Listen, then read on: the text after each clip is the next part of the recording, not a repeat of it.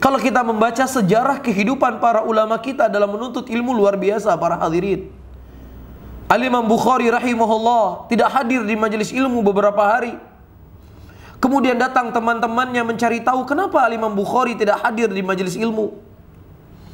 Datanglah mereka, kemudian Al-Imam Bukhari berkata, sesungguhnya harta satu-satunya yang kumiliki di badanku, bajuku, harus aku jual karena aku butuh makan.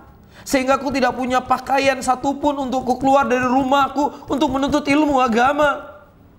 Begini perjuangan mereka, begini ujian yang mereka dapatkan. Akan tetapi kelezatan iman itu tidak membuat mereka mundur untuk belajar, tidak membuat mereka mundur untuk menuntut ilmu agama. Karena mereka sudah merasakan bagaimana lezatnya ilmu dalam diri mereka. Bahkan sebagian para ulama salaf, para hadirin rahimani wa rahimakumullah, ketika dia punya uang sedikit, ya, dia gigit uangnya, dia berpikir ini beli kitab untuk buku, apakah untuk makan, untuk buku ataukah untuk makan. Terkadang tiba-tiba tanpa dia sadari tertelan uangnya. Buku yang nggak bisa beli, makan nggak kebeli. Begitulah ujian demi ujian yang menghampiri mereka ketika mereka belajar. Bahkan saking sibuknya mereka belajar, ada di antara mereka di toilet pun, berada di toilet ini ya, temannya dimintai untuk membaca hadis dari luar toilet, supaya waktu dia di toilet yang hanya beberapa menit tersebut jangan lewat begitu saja sia-sia, nggak mendapatkan faidah. Begitu kehidupan mereka. Subhanallah.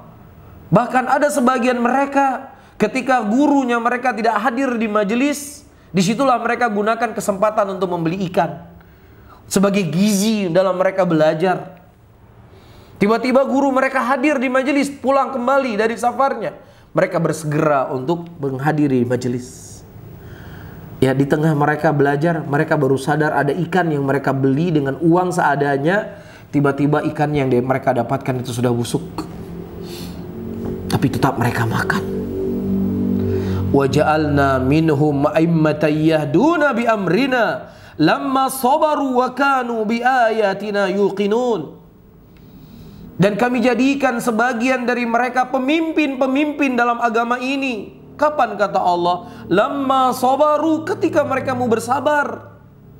Dan mereka dengan ayat-ayat kami begitu yakin, tidak membuat mereka mundur satu langkah pun untuk menuntut ilmu, untuk belajar, karena mereka sudah merasakan bagaimana lezatnya ilmu tersebut.